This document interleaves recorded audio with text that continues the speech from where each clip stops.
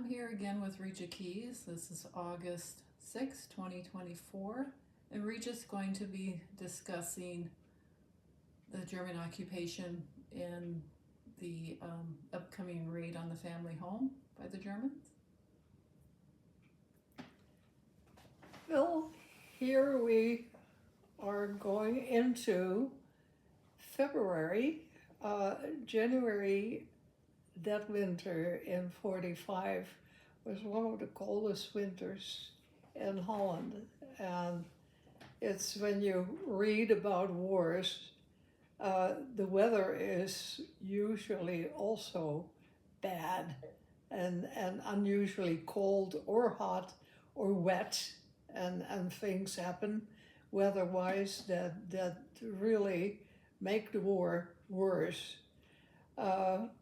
We just, in the meantime, outside of Holland, in France and Belgium, the Allies were moving up north and east into Germany, but things were not as the Allies expected. They had expected the Germans to cave in, but Hitler put all his powers in making the resistance of the German troops extra strong, and it was a real enormously heavy battle for the Allies to go through France, through Belgium, and in Belgium, of course, they had the now, I don't know if to call it a famous battle or an infamous, I think it was infamous because so many people died on both sides.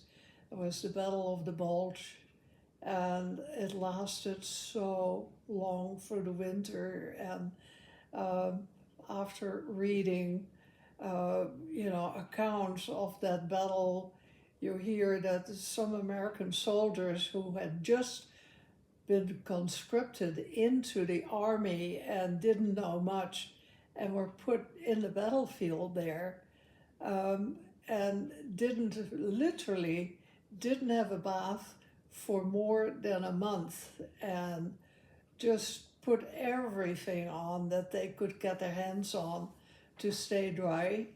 The mud was, of course, horrible because there's a lot of snow.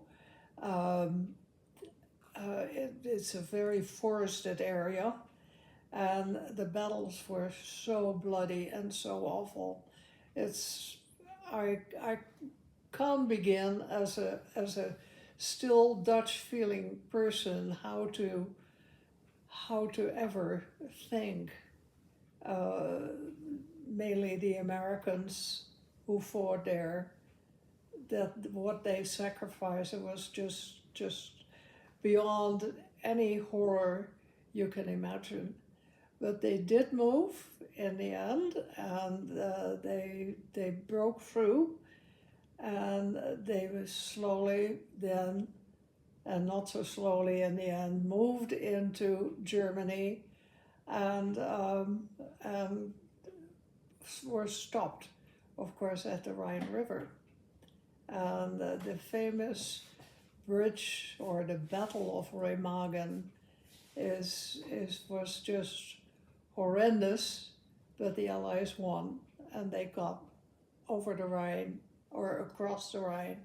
And then later in life, I went with Jerry and the boys to Remagen. It's a nice little village, and we stayed overnight in a nice hotel. But in the evening we walked at all the points that we had read about, and it was really very very emotional. And I'm sitting here in America, and if I go back to thinking about Holland and what we call the hunger winter, I'm just still amazed that I'm here. But that's for later, how I came here, and that was quite a feat also. So January was over, and then you hope in February that you may get some sunny days. The saying in Holland is that February has 7 summery days. Well, at that time, at that period of time in the war, of course, there were no sunny days at all. And the food situation was just got worse and worse. And we were hungry, and my brothers would hide at night. They would sleep somewhere else. So did my dad. And it was just, life was just misery, misery. And there was no hope because the war went so slowly and the Allies still could not cross the Dutch rivers. So we were still in the clutches of the Germans who had cordoned us off, and people died in the street. They fired off their rockets to England, close to our house.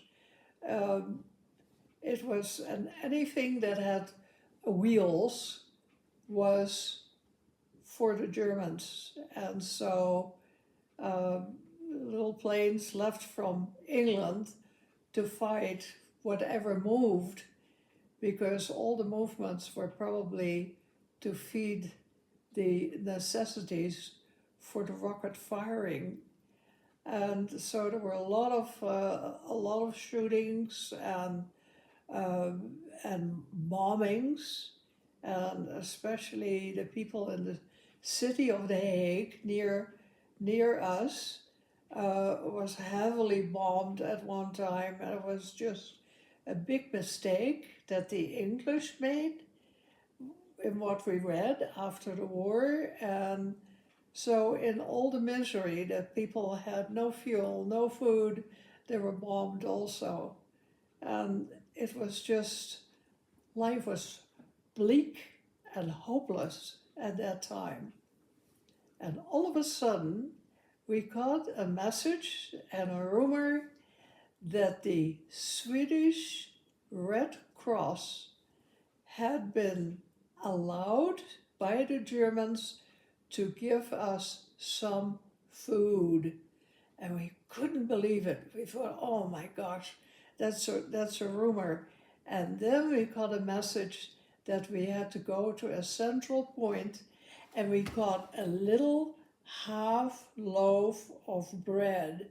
And the bread was all round on top and dark, and then white or, kind of yellow underneath. And you could squeeze it. It looked like something out of a movie. And then per person, we got a strip of bacon. So there was in white paper wrapped 12 pieces of bacon. And I remember that when we ate what we call dinner, which was a soup of water and whatever vegetables and tulip bulbs were in there, my mother said, it's going to be towards the end of the war, and when we go to bed tonight, we know that we will have a little piece of bread and bacon tomorrow. And she said, just go to bed with that thought, which was tremendous. You know, now when we have everything, you can't imagine what an enormously happy thing that is. And so we all went to bed, and 3 of my brothers were had about 4 or 5 hours duty to watch the traffic. And that was immediately signaled to England so they could send planes over to wherever the Germans were brewing something bad. And so Theo was sitting in front of a window writing down what, what went by on the road. And all of a sudden, he saw someone crouching below the window, and he thought it maybe was a friend who, you couldn't go out because it was curfew. And then another one, and another one. And he looked, and they were Germans, and part of the Germans were Dutch people who collaborated with the Germans, but they all wore the German uniform. They had guns, and so Theo immediately signaled my brother and his friends upstairs in the neighbor's house, where they had all kinds of resistance thing work, and all the paraphernalia, the papers and so on. And he called them, or he did not call them, but he signaled them that things were going on, that the Germans probably were surrounding the house. So he went to the back, to the kitchen, and he saw soldiers in the garden, and he looked to the right, so our house was surrounded. And so he woke up my mother and my sisters, and my brothers that night, Theo, Tim, and Eric, had slept at home, and they were called out of their bed and said, put on your clothes and go under the ground in the house for the time being and hide from the Germans. Well, under the house, that was not a basement really, it was a foundation of the house, and it was just sand and brick and all the debris that they use to build a house. So there was nothing there for them, to be, well, you can't even begin to say comfort. But they had to sit in the dirt, and the dirt, of course, was frozen and wet. So the three boys went under there, and then Jan and his friends, who were in our neighbor's house in a room, came down, and we used to have a part of the wall that was cut out that had a door to the neighbors and to our side, so we could share a phone. That was before the war. So they crawled through that space and went under the floor of the house. And that was Jan and 3 resistance workers plus a German who had gone AWOL. He was of Polish descent, didn't agree, he'd been forced into the German army and didn't want to be with the Germans. So he made contact somehow with the resistance, and they gave him a safe house, and he was with the group also. So they went under the floor.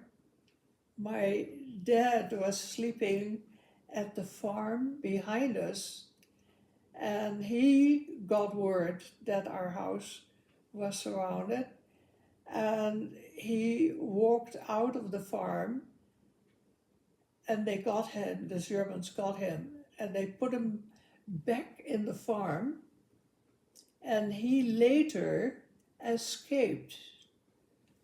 And so he was, in the end, he was safe. So my mother and my 2 sisters, Katie and Will, and I started to make the beds in order to show the Germans that nobody slept there. It was all empty. The beds were not used.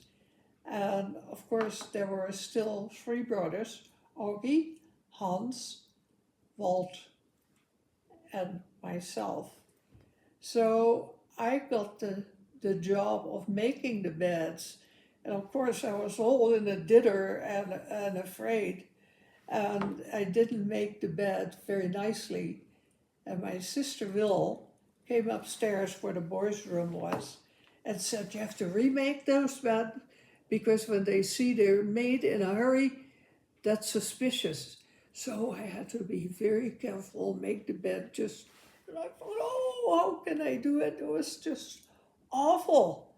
And my sisters and my mom were shredding all kinds of documents that were illegal, and they were burning a stove in my mom's and dad's bedroom, and in the front room of the house, and the little stove that we had, to keep food warm, and flush the toilet.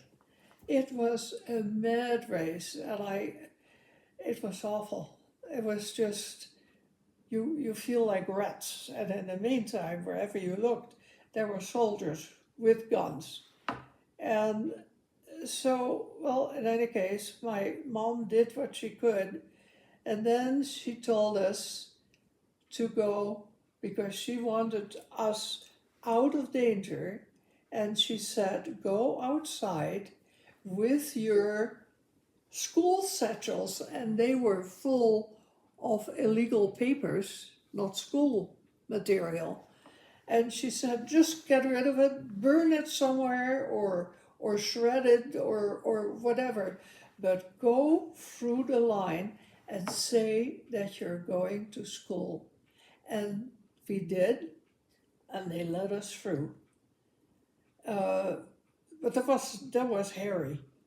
And before that, my sister had said, you sit at the table and you eat breakfast. So you give them the impression that things are normal. We're not afraid, we're just, our household is like normal. And I had to eat some watery porridge. And in the meantime, one of the members of the Dutch Quislings, the people who collaborated with the Germans, was standing by the French door, his nose against the window, and I still remember he had an octagon cap on with a big button on top. And he looked at me as I sat there and ate that porridge. And I cannot explain or the fear, because I could not be seen crying because I was not afraid. Everything was normal. I mean, it's all so awful and so stupid, I don't know. I don't know how to explain it. But in any case, after we were gone, they came in the house and they took my sisters and my mom to the house next door in the living room. And later in the day, they got more people. And in the end, they also brought in 2 resistance fighters that they had picked up well away from our house. And there was a side window in that living room. And one of the women started to talk to the German who was in charge, who was standing guard over them, and kept him talking and kind of away from that window. And those 2 guys opened the window and escaped, which was not so good for the people who remained in the room, because they were awfully mad, of course, the Germans. And so it was just awful. So my brothers, one brother went to the farm behind us where he spent a lot of time, and they said, you can stay with us. Walt and I went to 3 families, rang the doorbell and said, our house is raided. Can we stay with you for a few nights until they're gone? No, they said, because when you're here, they come after us too. So we went to 2 more addresses And they all said no, which is, to me, now is so awful and so without courage, really. You know, we were children, and I'm sure that the Germans didn't know where we went. So finally, we went to across the road from us. There was a store where we always got our groceries and, you know, milk, eggs, and so on. They took us in. And Augie, my brother, walked to a nearby town, Leiden, and found an address there where he stayed until the end of the war. So Walt and I were with his family, with the shop, who were awfully nice to us. And I remember that first night we slept in a huge bed with 5 children in one bed. But it was warm and it was nice. They had some food, but I could see from their living room, I could see our house. And the Germans were just taking things out that they wanted, that they could use. And I saw all my sister Will's things that she had saved towards her marriage, and it was all taken out. And I saw that and I couldn't do anything. And you think, oh my God, this is such misery and so awful. I also didn't know what had happened to my mother and my 2 sisters. I didn't know they were in the neighboring house. And so in the meantime, the resistance people, my brothers included, were under the house.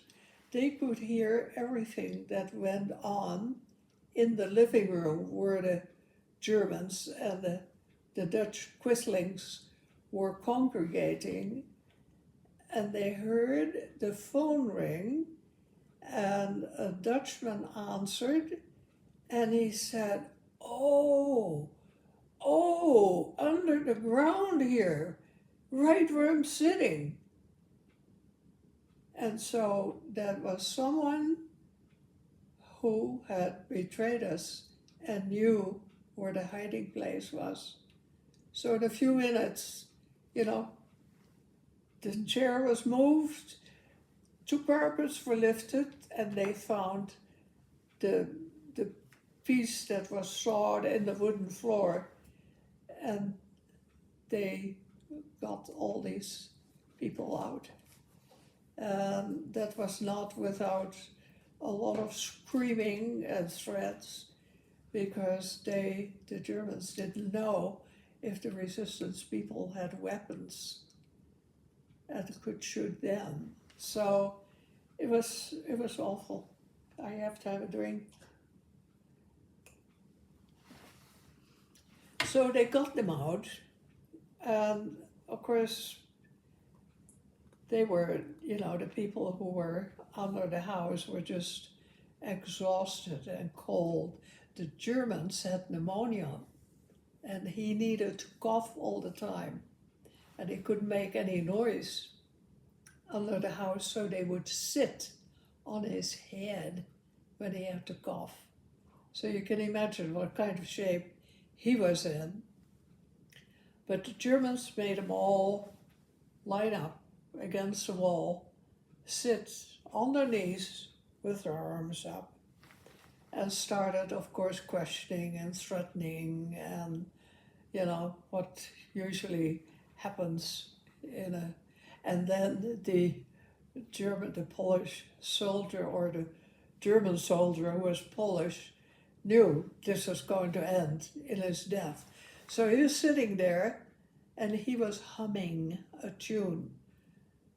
And he said, stop humming. And he didn't. And so they shot in the ceiling. And that hole in the ceiling, after the war, our house was repainted, but there was always this mark, like a scar of a bullet that went through the ceiling. Um, so they kept the boys there for a few, or the men there for a few hours. And then they went to the farmer and said, "Get your horse and get a wagon." And they loaded them in a wagon and transported them to a neighboring town where there was, I don't know, the Dutch word is a kazerne, where, and I think the English word is a caserne, but I'm not sure, where military live and are housed. And they took all the, all the resistance fighters there, and they finally gave them some bread and some water. They also, with the Dutch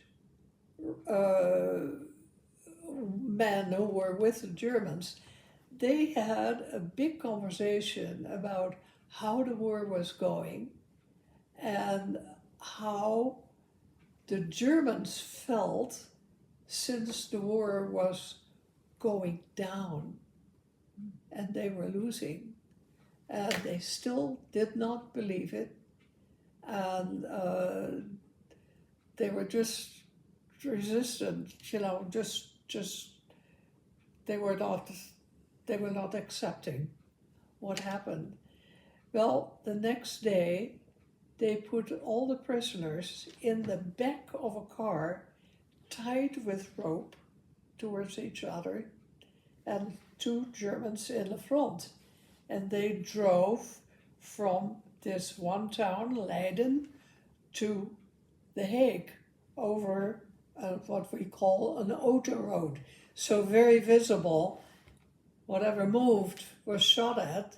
So an airplane came, and the driver and the German in front moved to the side of the road, got out of the car, went in hiding, but they left the prisoners in the back of the car. If you can imagine that moment, it's just terrible. And so after the airplanes left, the Germans came back and took them to a very well-known prison in The Hague, which was called by the Dutch people the Orange Hotel. Orange meaning the color of the royalty, the queen, and the prison, they called it the Orange Hotel. And it was fearful. And so they put the different boys in different cells, and the head of the resistance took full responsibility for everything.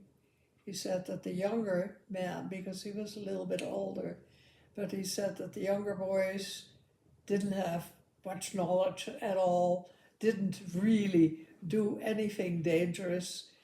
He was the one, so he took all the blame.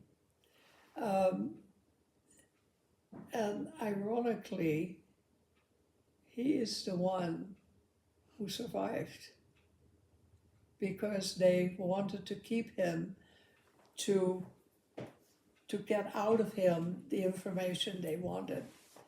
The next day, Tim, Eric, and Theo, my 3 brothers, were ordered out of the cell and put on a train to Germany with a bunch of other young Dutch men to work in a concentration camp for the German war industry.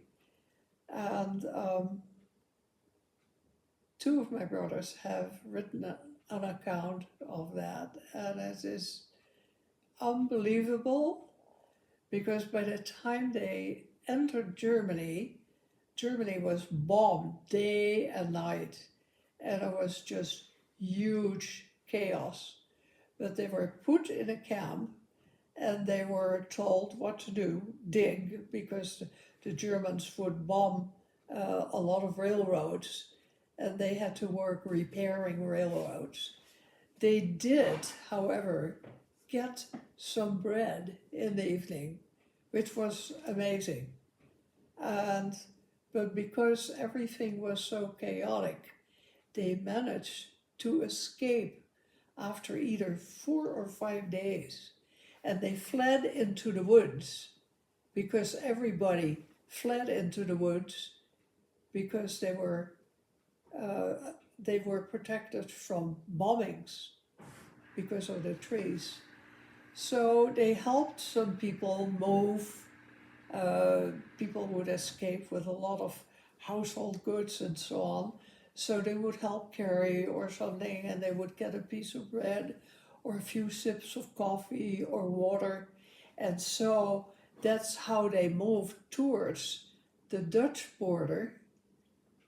They got across the Dutch border. At the moment they had crossed, they were all three arrested, taken to a big barrack where all kinds of young men were, and they thought, well, we're going back into Germany. And all of a sudden, there was a voice that said, the three brothers wachten nog. And so they got up and they were sent to a little room, and there was a doctor. And he said, I saw that you were three brothers, and here is a sign, or he gave him paperwork. You all three have, now you have syphilis. He said the Germans are scared to death of communicable diseases. So when they see that, they will say, go away. Well, they were amazed. They said, how do you know that we are here? How do you know our name? So he said, just go. So they walked out of that camp into Holland. And they came as far as Rotterdam. And they walked around Rotterdam and they were arrested by a German soldier who said, what are you doing here? And you need to go work for us. And he took them to a building where the SS had their headquarters. And it sounds far-fetched. They came in the building and they went into a room, and who was there? One of the Germans who had helped raid our house. And he said, you three boys, you don't have syphilis. So go back to Germany. And so he said, but 1 minute. And they walked out of the room and they looked at each other and they said, we're not going to wait. They got out of the room, they got downstairs, they went into the first door, they said, which was the door of a barber. And they said, we have just escaped from next door, let us go through your backyard and so we can escape. That man opened the door and he said, go. Later, they found out that that man was a Quisling. So it's unbelievable. When you read that, you think, oh, yeah, okay. But it happened.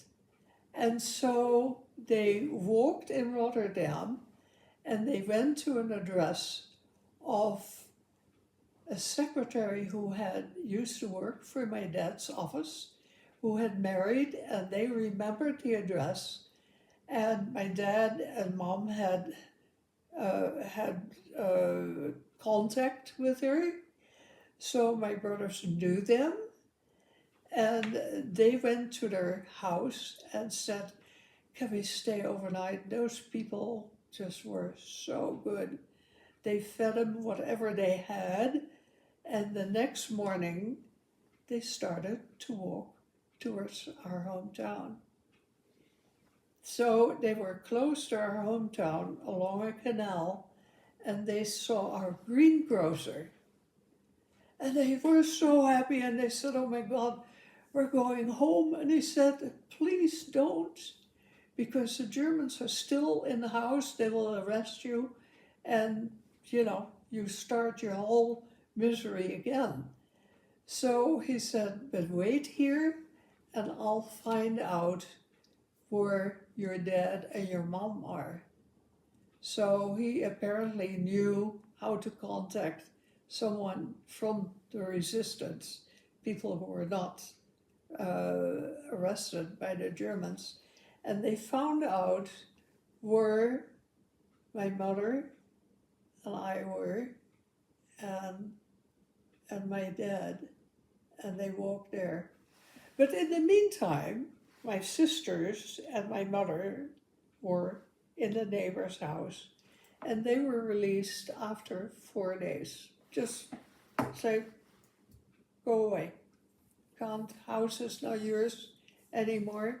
So my mom went to the people across the street. Why? How? I don't know. But my mother had those insights, and she found Walt and me. And Walt wanted to stay with that family, and my mother wanted to get away from where we lived because she was afraid that she would be arrested again.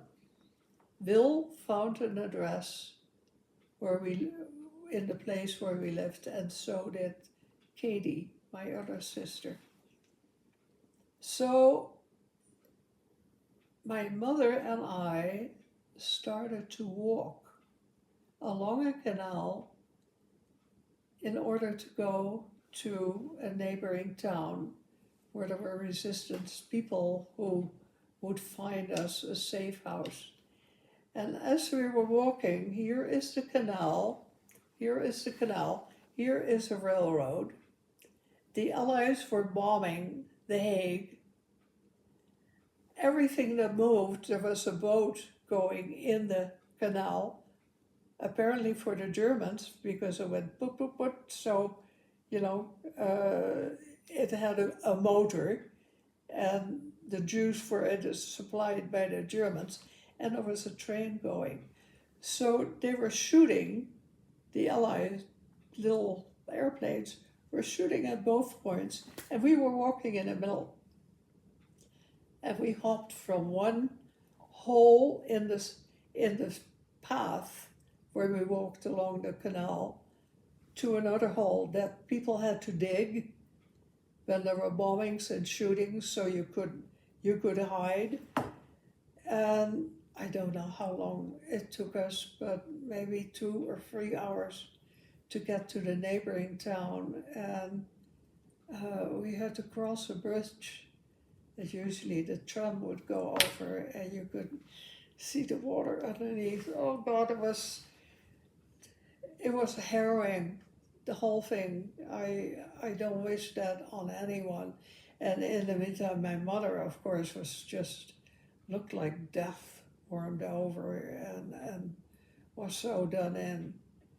So we arrived at the house of friends who kept us for one night, who fed us, gave us a chance to wash.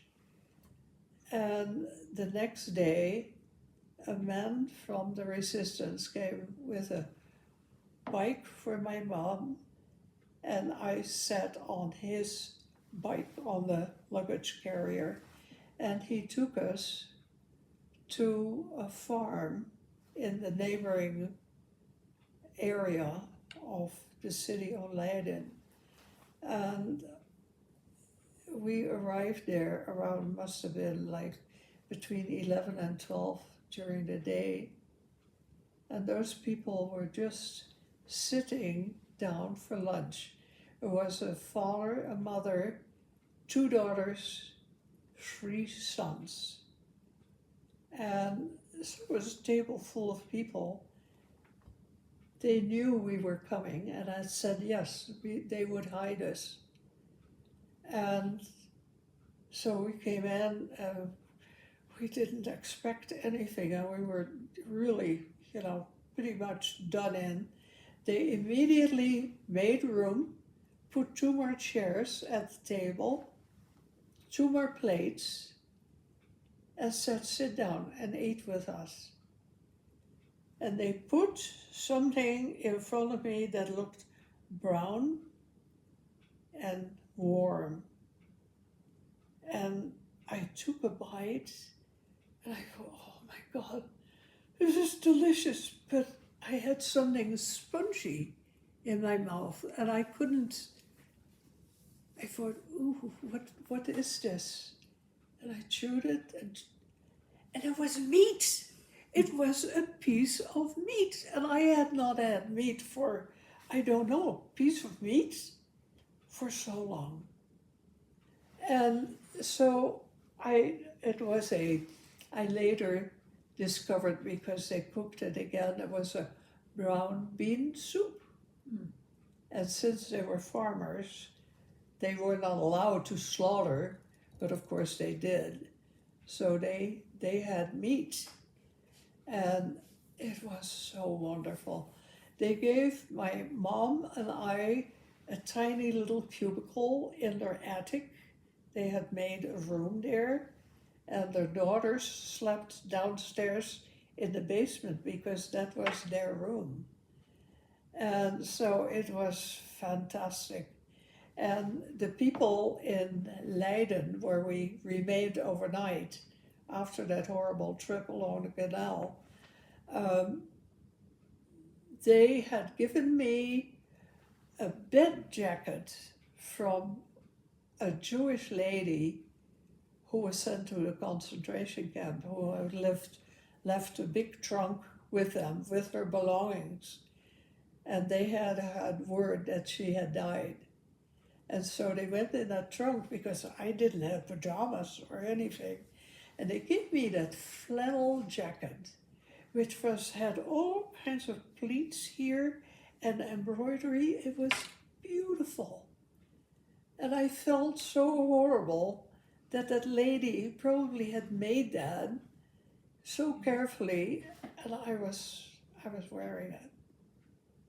And so my mother and I slept in one bed, and my mother was just, if she was 70 pounds, I think it was a lot. And I was so afraid she would die. And so I watched her like a hawk, and made her eat little bits, and at night we had to use a potty because there was no normal lavatory in the house. It was what do you call that? A thing with a lid, that, I don't know what you, That's what they used to use for the bathroom. well, there was no bathroom. It was just a door with a wooden thing with a lid, and everybody pooped and peed in there, and so it smelled awful, but it was a place to go. And so they gave my mom and me a little pot, so we didn't have to go downstairs. And as I saw my mother sitting there in a pink kind of silky nightgown that didn't hide anything, I thought, oh, she's going to die. This is awful.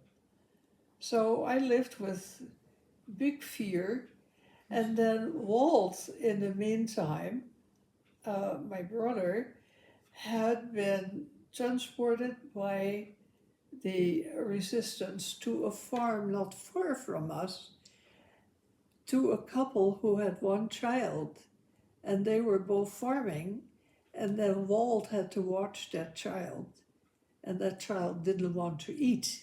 So he had to do all kinds of things, airplanes, and all kinds of tricks to make that child eat. So every day at 11 o'clock, when the farmer and his wife would get in for lunch, he could walk to our farm and see his mom and his sister. So the farmer who we were staying with looked at that boy and he said, "That boy is so homesick, he can stay here." So that was 3 people.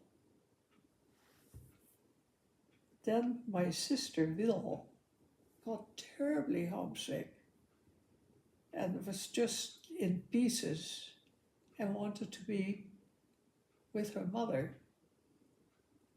So the farmer heard about it and he said, "Let her come."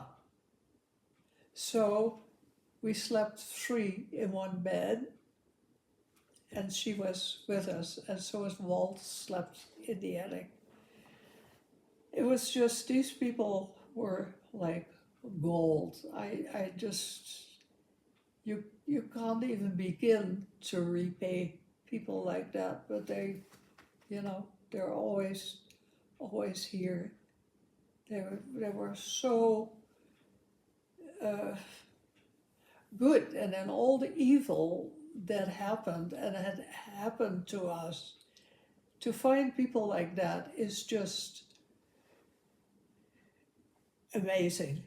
Really, really amazing. So we were there. That was in February, the last day of February. And so we still, February, March, April, we were there. And in April, my mom and I, in the morning, one morning, we went to church. No, it was March. We went to church, and all of a sudden, my mother collapsed, just totally collapsed. And there was a lady sitting behind us, so she and I moved her up and put her on the seat in the pew. And so after a little while, she came to, and it's just terrible, terrible. She cried and cried. That was the moment that they had taken my brother Jan out of his cell, put him in a truck with other young men, taken them to Rotterdam, put them in a square and executed them. And people who walked there had to watch. And there was one man from our hometown who happened to be in Rotterdam at that moment, at that place. And he was stopped with his bike and forced to watch. And he said, "Oh my God, that is Jan Wachternonk." And he saw him being shot and fall forward. It is just too gruesome. And so Jan was gone. And we got my father got the message first via the resistance. And my dad was staying in a house with the local priest, and a brother, a religious man who did the housekeeping. And my dad sent the priest to my mom at the farm. And my mom and I were sitting in the living room, and just sitting there, and all of a sudden there was a knock on the door and the priest came in. And he looked at my mom and he said, "I'm going to ask a big offer from you." And my mother immediately went for her handbag and she said, "How much money do you need?" And he said, "It's not a monetary offer." And she said, "Oh my God." And then he told her that Jan was shot, and I cannot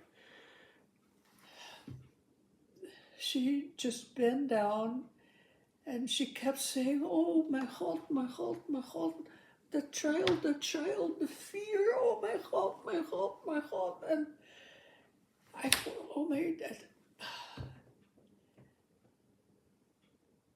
as a 13-year-old girl, what can you do? You know, you just hold her. But it was so awful. And Jan gone, Jan, so bright, so promising, medical student, just bright as can be, wonderful, fun, his whole life in front of him, and shot. It's unbelievable. And I don't know how we lived the next few days. And my dad came 2 days later. Not good. Well, I won't say anything anymore about that because that's who he was. And but my mother never ever got over that. And later in life, she was not very demented, but you know, like old people, they can't remember very well. But if you mentioned anything about the war, she always said, "Yes!" And they shot Jan. And then she would really go after the Germans. And so that was still uppermost in her mind. And so we just went on, and it was awful because someone had to identify Jan. They took his body to a cemetery in Rotterdam, but they could not bury him unless someone came and identified him. And so my sister Wil walked with a friend to Rotterdam, and I have no idea, can't remember how long that took them, but that's like 45 miles, I think. And so the friend, because Wil couldn't face Jan, and the friend identified Jan, and then they buried him. And we also got word of the time that they buried him, and some part of the farm family and Walt and I went to the stable and we prayed there, just in between 2 cows. And that's the only thing we could do for Jan. And we did not tell, and I don't know if that was a mistake, but we didn't tell my mom because we thought that would just intensify everything. So we said, okay, we'll go there, we pray, and it's okay. Just don't bother her with it. So the days went on there, and in the meantime, the Allies, made more strides to move the Germans, more into Germany, and the war was coming to an end. And we got news via the resistance, because they printed pamphlets, which was of course screamingly dangerous. Yeah. And there were usually young girls on a bike who delivered those pamphlets. And so my mother and I, one morning, again went to church.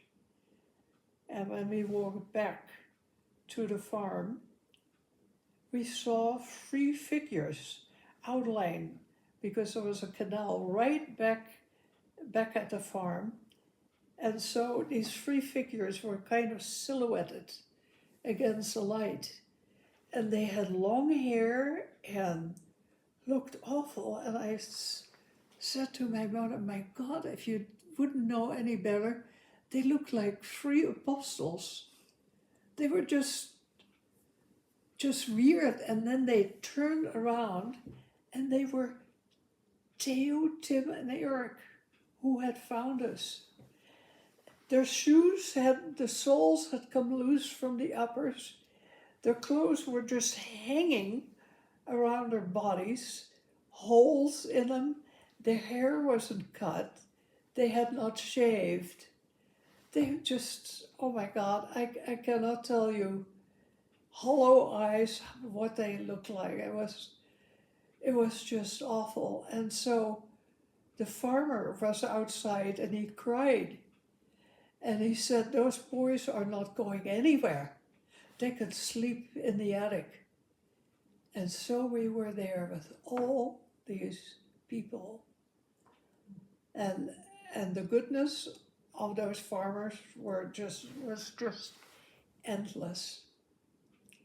And I want to stop here because there are stories still while we were there with the three boys who had arrived. And towards the end of the war. Okay. But that was just, I can't tell you. It's just the deepest, darkest, most awful time.